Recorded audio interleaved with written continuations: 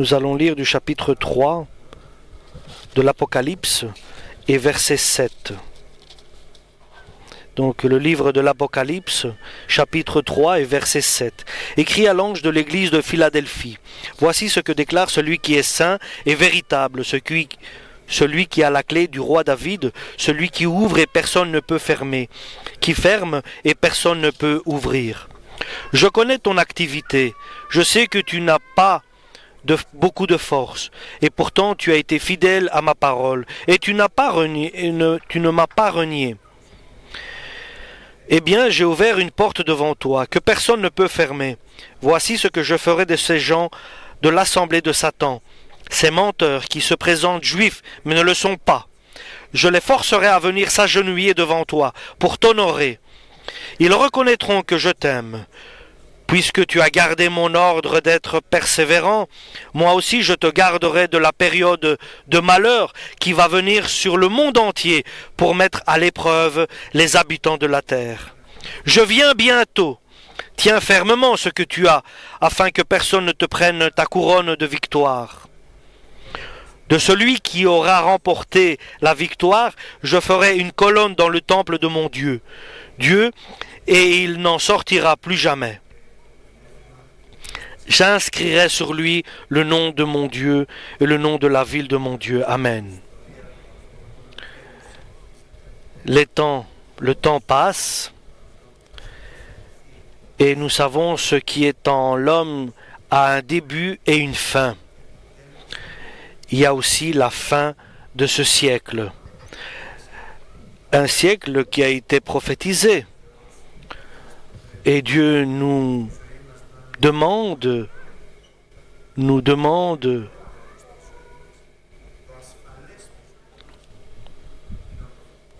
d'être attentif à la parole prophétique. Pardon. Et nous faisons bien de faire attention à cette parole prophétique. Et ainsi, la parole de Dieu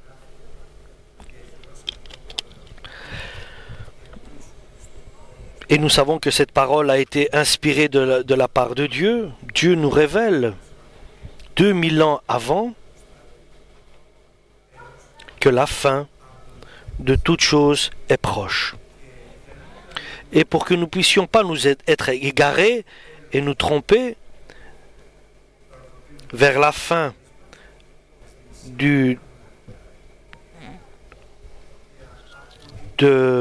l'humanité, et il nous donne des signes que nous approchons de la fin. Ceux qui sont de mon âge ont vu beaucoup de choses, et beaucoup. Moi, je vous l'ai dit, lorsque j'ai été en primaire,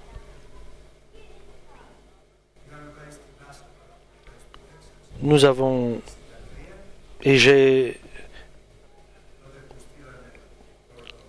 Et là, nous avons été en Amérique.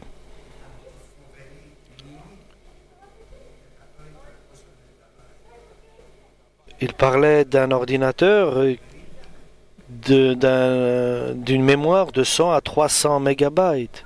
À cette époque-là, nous savons que maintenant, même nos GSM, notre mobile, a bien beaucoup plus.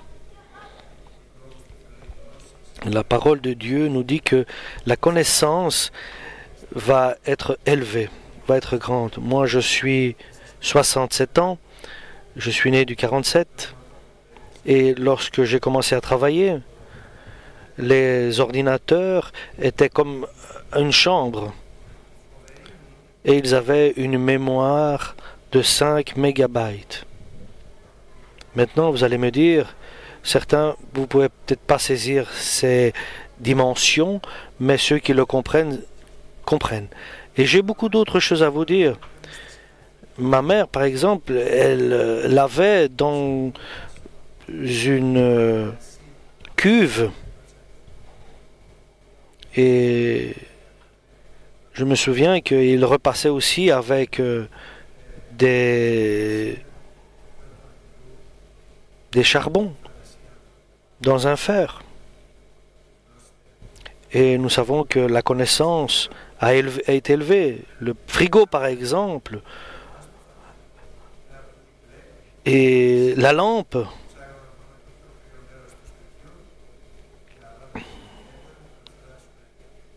Et nous essayons de trouver l'endroit le plus frais de la maison pour pouvoir mettre les produits sensibles. Et allons parler aussi de la bonté des hommes. Et à cette époque-là, bien sûr, on n'entendait pas parler des ruptures de couple. Il n'y avait pas cette situation. Et ne parlons pas du péché aussi.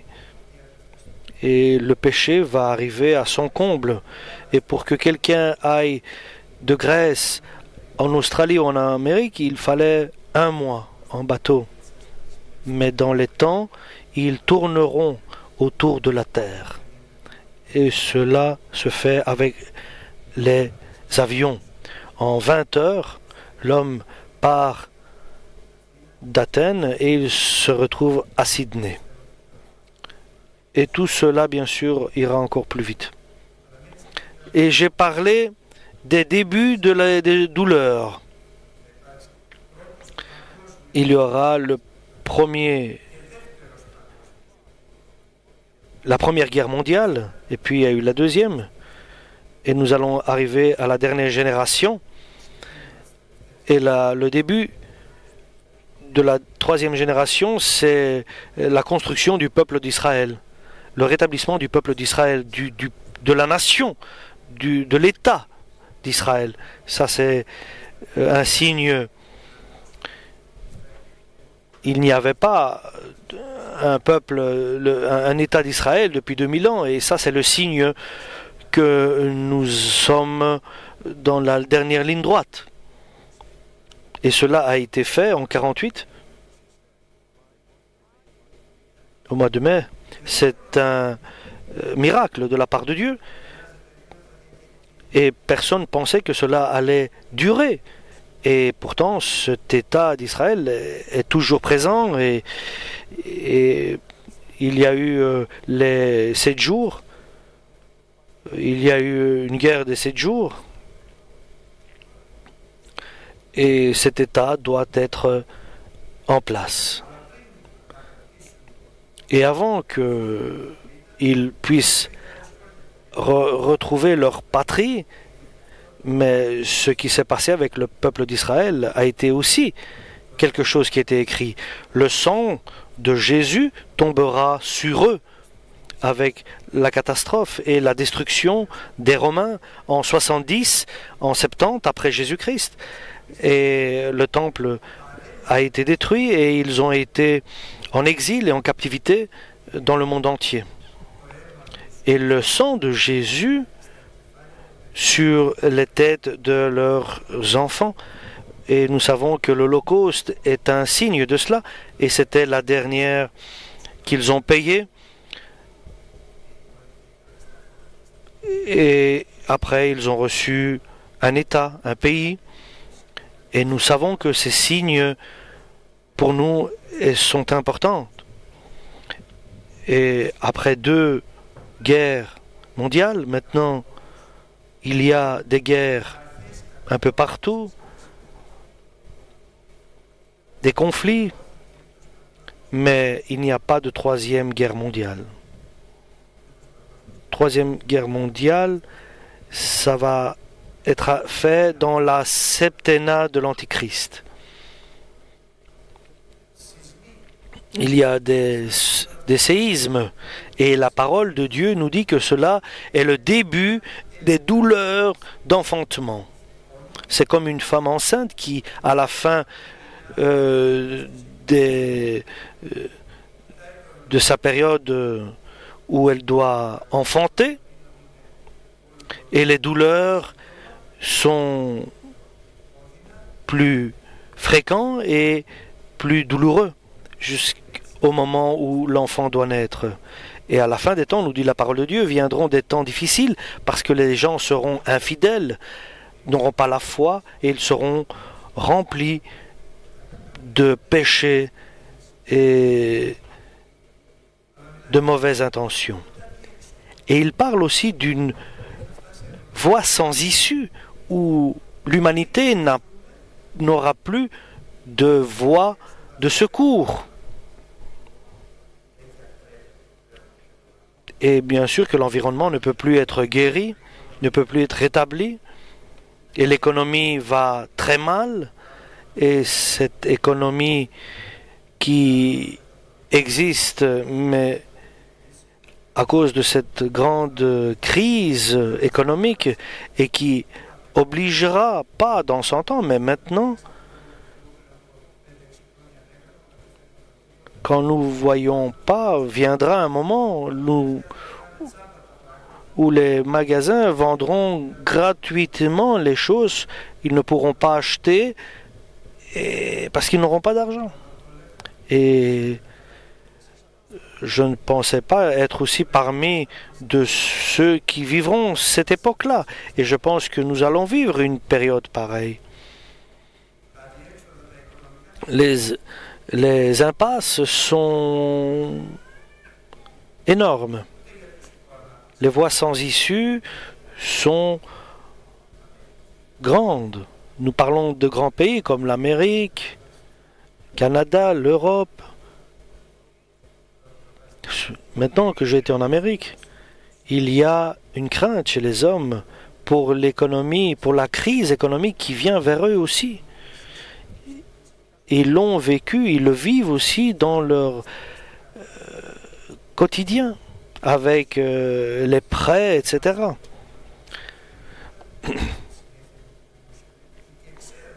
Et ils savent très bien, ils savent que ils peuvent se sauver en faisant fonctionner la planche à billets. Et par contre, l'Europe a choisi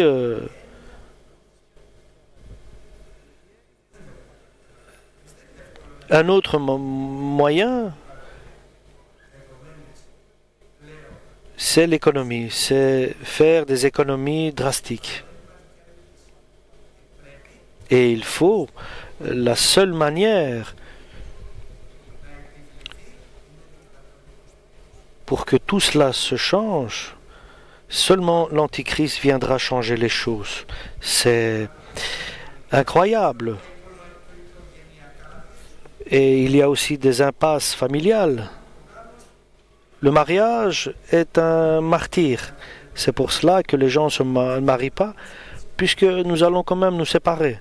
Nous allons divorcer.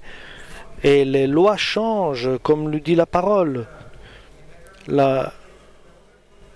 Ma femme s'appelait avant Korovesi. Maintenant, les femmes gardent le nom de leur père et pas le nom de leur mari, parce que Dieu a appelé Ève Adam.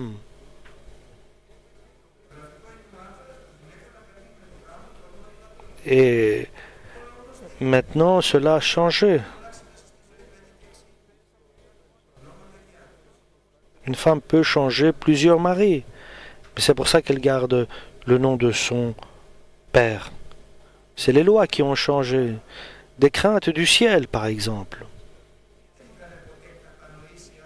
Les hommes n'avaient pas pensé dans les avions. C'était dans les fantaisies de ceux qui faisaient des livres. Mais maintenant, avec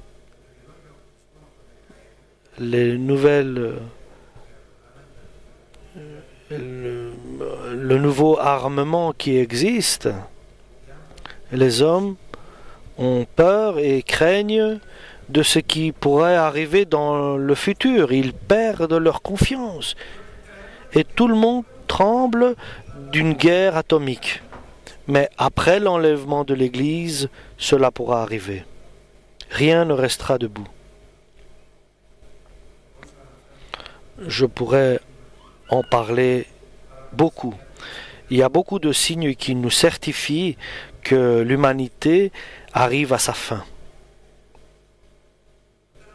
La fin est quelque chose de très important. parce qu'il y aura une grande séparation à la vie éternelle et avec Dieu et la vie éternelle dans la perdition. Et Dieu a fait toujours son œuvre avec des hommes qu'il a choisis.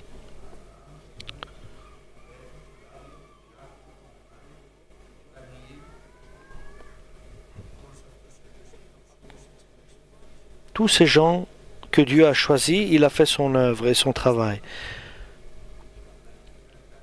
Mais il les a choisis parce qu'ils avaient un cœur suivant la volonté de Dieu. Et maintenant, nous sommes dans le grand choix de Dieu, et qui nous choisit comme une église, comme une personne seule, mais nous sommes dans le grand choix. Nous sommes la dernière génération qui, ou bien nous allons nous égarer, ou bien nous allons aller vers Dieu, ou bien nous allons être maudits ou bénis. Et Dieu ne le dit pas pour nous faire peur. Lorsque la lumière rouge allume, lorsque nous marchons, cela n'allume pas pour nous faire peur, mais pour que nous puissions être prudents. Et lorsque le vert s'allume, cela ne s'allume pas pour que nous puissions faire n'importe quoi, mais pour démarrer. Et lorsque il y a le policier qui est là, c'est pour mettre de l'ordre, pour nous faciliter le mouvement, pour avancer, pour arriver à notre objectif, à notre but. Et imaginez s'il n'y avait pas de policiers et s'il n'y avait pas de feu de signalisation. Ce serait une Wawel. Et le grand maître, c'est le Saint-Esprit à nous qui nous dirige, qui nous dit avance. Celui qui nous dit arrête, c'est celui qui dit va par là, et c'est celui qui dit ne va pas par là. Ça, c'est le Saint-Esprit, notre Seigneur. Et il dit, je ne veux pas que vous viviez seulement selon l'Esprit Saint, mais que vous marchiez selon l'Esprit Saint. Nous sommes dans l'époque du grand choix. Et pas le choix seulement d'une famille, mais dans le monde entier. Et comme je vous l'avais dit, j'ai été en Amérique, et il y avait une église sainte, qui était très respectueux de la parole de Dieu. Et j'ai dit, nous ne sommes pas seuls dans le monde. Il y a aussi des enfants là-bas qui sont de Dieu. Et j'ai été heureux pour l'œuvre de Dieu dans le monde entier. Et nous avions été aussi avant en Ukraine. Là-bas aussi, j'avais vu un peuple de Dieu. Et au Niger, au Nigeria, j'étais allé. Les années, c'est le moment du grand choix. Et nous avons bien fait. Et de demander que Dieu nous fasse un cœur selon sa volonté. Et voir quels sont les critères de son choix. Dans l'Apocalypse, avant l'enlèvement de l'Église, Dieu nous révèle cette Église, les 7 églises de l'Asie, qui sont le modèle des églises, avec les erreurs et avec leur présence, avec leurs péchés, et il nous les décrit, les 7. Et dans ces 7 églises, Dieu choisit une pour nous montrer le modèle de l'Église des temps de la fin que Dieu choisit pour sa gloire ici sur la terre, mais pour l'enlèvement de l'Église. Parce qu'il est écrit, parce que dans les temps anciens, la montagne du Seigneur va s'élever au-dessus de toutes les montagnes. Parce que tout va être détruit. Parce que l'Écriture le dit, et l'Écriture ne peut pas être changée. Mais il va secouer pas seulement la terre et le ciel. Pourquoi va-t-il faire cela? Parce que tout doit être détruit. Et tout ce qui est provisoire sera détruit et restera seulement ce qui est éternel, l'Église de Jésus, celle qui a été choisie par le Père, le Fils et le Saint-Esprit. Parce que les temps anciens, les temps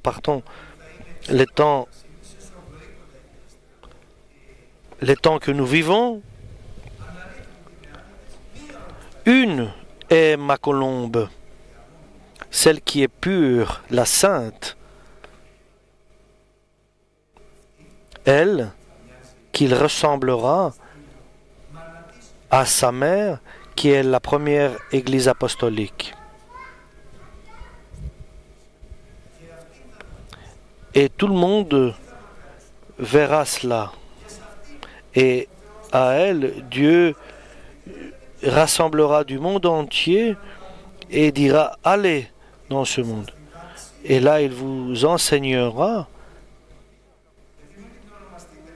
Et ne vous appelez pas professeur, car nous avons un enseignant, un maître, c'est Jésus-Christ. Et un Père, c'est Dieu le Père Tout-Puissant. Nous savons que tout se détruit. Tout ce qui est créé par l'homme, tout se détruit. Toutes les valeurs se perdent, se détruisent. La seule chose qui reste, c'est ce que dit la parole de Dieu. Tout va être détruit. La parole de Dieu reste éternellement.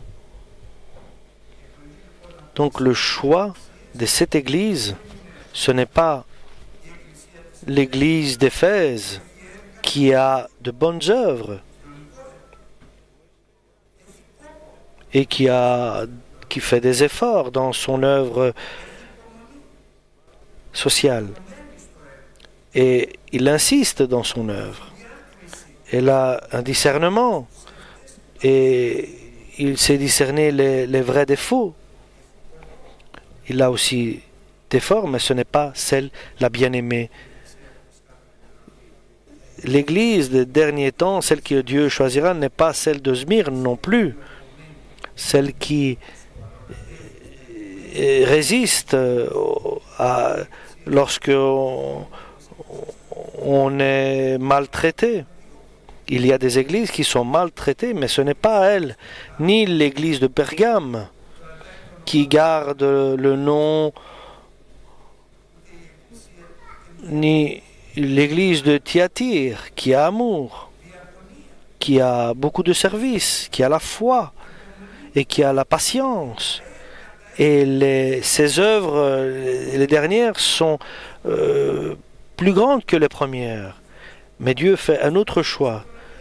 Comme Dieu n'a pas choisi Eliab, le grand, un des fils de Yessé, ni l'église de Sardes, qui a la parole mais qui est morte. Il n'y a pas la force du Saint-Esprit, mais il a le nom d'une église. Ni l'église de Laodicée, qui est une église riche, avec beaucoup de richesses et de biens. Et le pasteur disait, moi je suis riche, je n'ai besoin de personne. Et là, nous avons vu des églises en Amérique, des grandes églises.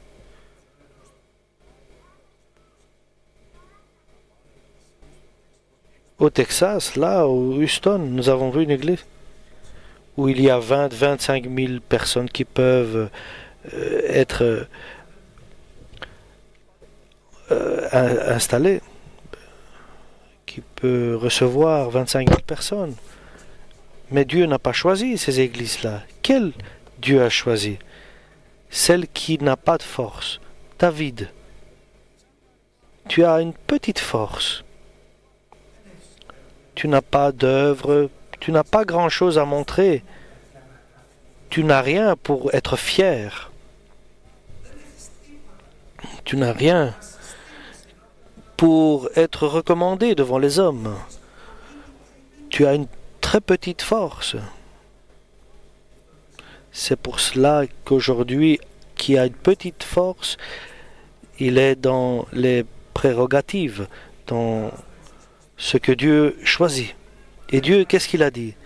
L'Esprit de Dieu est avec moi et c'est pour cela qu'il m'a oint et massacré pour annoncer la bonne nouvelle et guérir le cœur blessé et annoncer la liberté pour ceux qui sont enchaînés et ouvrir les portes des prisons, ceux qui sont prisonniers du malin et de la mauvaise action, et donner de la consolation à ceux qui sont dans la peine et les établir dans l'Église.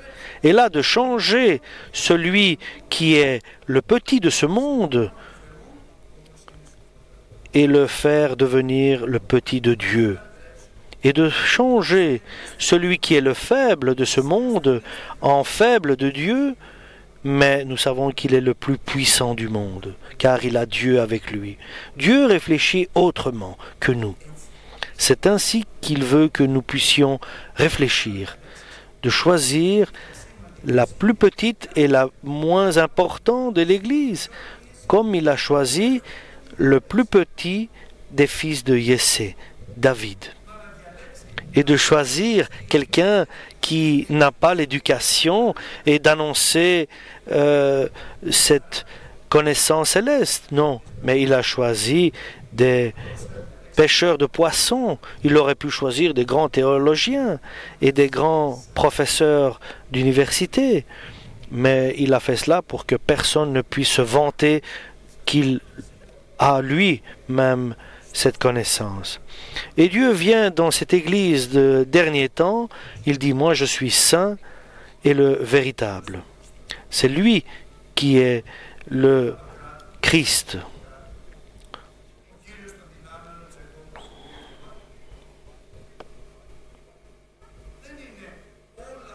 Tous ces visages que Dieu se révélait aux hommes toutes ces années, mais il est le saint et le vrai, le véritable. Et selon l'apôtre Paul dit, imitez-moi selon que moi j'imite Jésus. Veux-tu imiter Jésus des derniers temps? Apprends qu'il est saint et véritable. Mais ces deux caractéristiques attirent la force de Dieu vers eux. Si tu es saint et véritable et vrai, comme l'Église qui avait une petite force mais qui était vraie, et Dieu leur a donné la clé de David et il a ouvert une porte ouverte que personne ne peut fermer, parce que c'est lui qui ouvre et que personne ne peut fermer. Voilà quelle est la bénédiction de Dieu dans les derniers temps où nous vivons. Une porte ouverte dans ta vie personnelle. Tu ne trouveras pas de porte fermée. Ils seront peut-être tous fermés, mais il y en a une qui est ouverte, c'est celle que Jésus ouvre. Dans ces impasses, il y a une porte ouverte pour toi.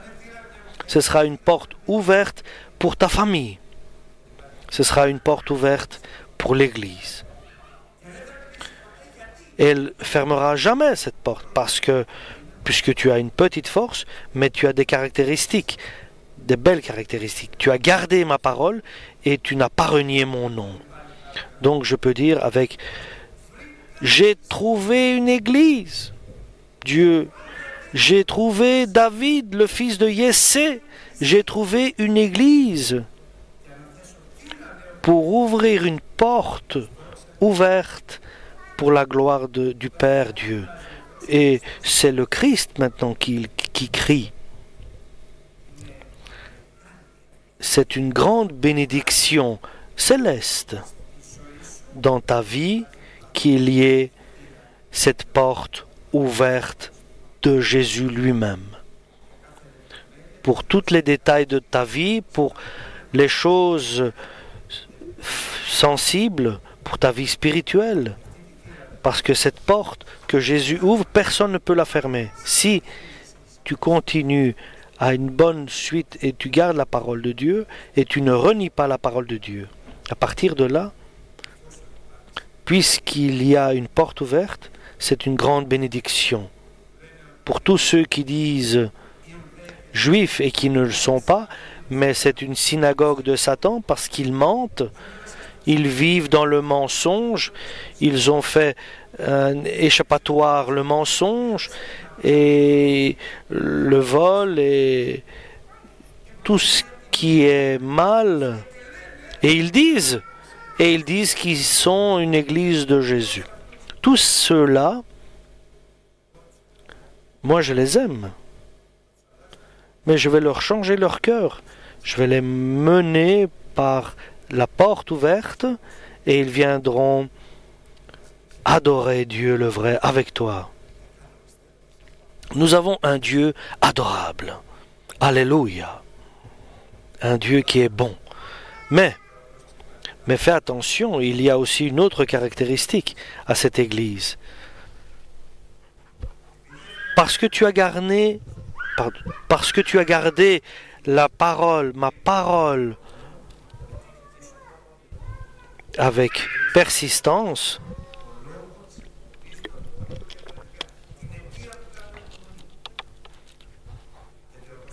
parce que l'apôtre Paul dit, il confesse, Dieu ne tarde pas à accomplir ses promesses comme certains disent. Oh, ça fait des années que le Seigneur vient. Mais Dieu ne retarde pas, mais il patiente pour nous tous, qui nous a connus, tous ceux que Dieu a connus, qui entreront dans le royaume céleste. Donc Dieu patiente pour ceux qui n'ont pas encore fait leur choix. Et parce que Dieu voit tout, voit l'avenir, il connaît l'avenir, mais à un moment, ils chercheront Jésus-Christ et ils seront sauvés. C'est pour cela qu'il patiente jusqu'au dernier moment.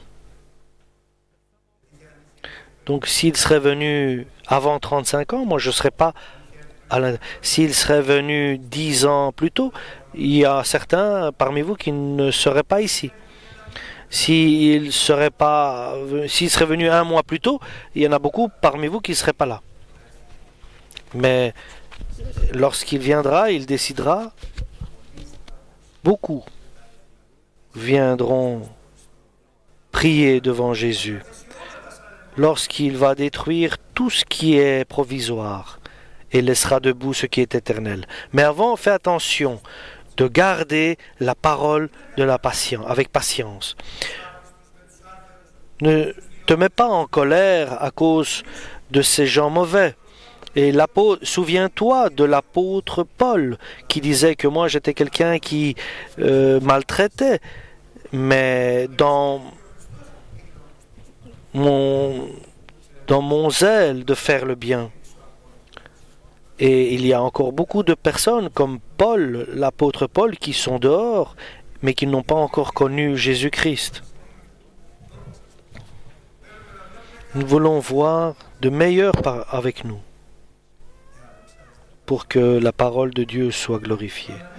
Ananias, c'était un simple disciple, mais il lui a dit, va prier pour lui. Mais prier pour l'apôtre Paul, il fait du mal, il est venu maltraiter les chrétiens, mais il dit, il est quelqu'un que j'ai choisi personnellement, oui, lui, l'apôtre Paul. Mais Ananias était-il peut-être meilleur que l'apôtre Paul lorsqu'il a été appelé par Jésus? Et il y a de personnes qui sont encore mieux que nous, qui n'ont pas encore connu Jésus. Et l'apôtre, il ne savait pas et il faisait ce qu'il faisait. Et ne condamnons pas les autres. Celui qui condamne sera condamné lui-même. Ne critiquons pas les autres. Ne jugeons pas les autres.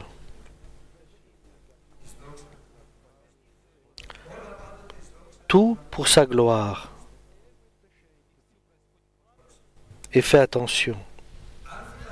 Si tu gardes ma parole avec patience, pour que nous puissions être prudents, si tu gardes ma parole avec patience, alors moi je te garderai du moment qui viendra sur la terre où il mettra tous les hommes à l'épreuve.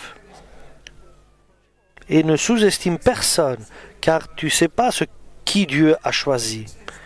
Tu ne connais pas l'avenir. C'est pour cela, aime tous. Tu dois aimer même ton ennemi. Aimer ton prochain. Ils te haïssent, tu dois prier pour eux. Ils te critiquent, ils disent du mal de toi, tu dois prier pour eux.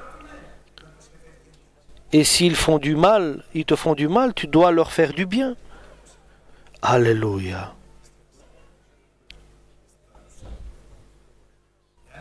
Donc, si tu gardes ma parole, moi je te garderai aussi.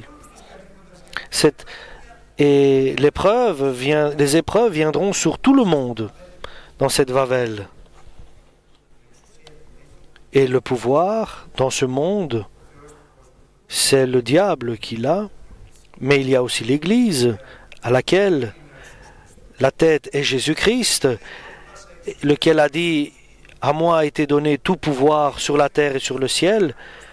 Et il y a aussi le Saint-Esprit, et nous sommes les membres de cette Église. Et nous avons un pouvoir de chasser le diable et de demander le sang de Jésus-Christ et qu'il nous purifie de tout péché. De demander le Saint-Esprit et qu'il nous dirige dans toute la vérité et qu'il nous révèle dans la parole de Dieu l'avenir. Et dans cette totale spiritualité et dans cet équilibre spirituel, la parole de Dieu est annoncée et nous savons que cet équilibre va être rompu lorsque Jésus viendra prendre son Église. L'enlèvement de l'Église se fera, alors les portes de l'enfer ouvriront et la terre sera infernale.